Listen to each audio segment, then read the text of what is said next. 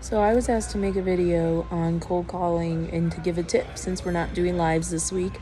So I decided to make a video on why cold calling is actually the route to go and how you're selfish if you don't. And people have heard me talk about this, and I heard this once and it stopped me in my tracks, that if you are not cold calling and you are a real estate professional, you are being selfish.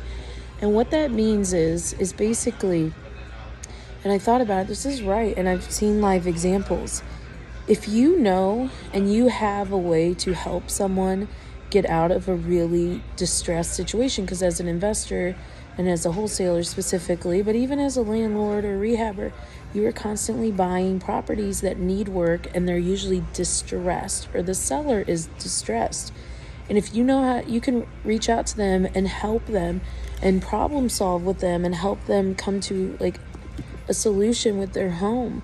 Why would you not do that? Why would you not reach out? And so some of our coaches have shared their stories where, they were going into foreclosure. And if one person, this is before they got into real estate, if one investor would have called, it would have saved them so much embarrassment and shame and humiliation, getting kicked out onto the street with their kids and things like that. And all they could have done is that call. So one of the things I say is think about that way. Think about it when you're making calls and you're scared. Don't be scared.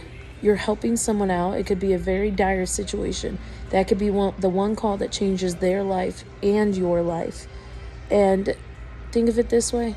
It's selfish not to. You're in this business to help people. And the one last thing I will say is, how do you expect to make money in real estate if you're not talking to sellers? So you gotta call them anyway. So that's my really quick tip. I go into much more detail this with my students and all of that, and during retreats and intensives. But be the problem solver. Get out there and help people out. And if you're nervous, it's because you're worried about how this is going to affect you and not how you can change their lives. Bye, everyone.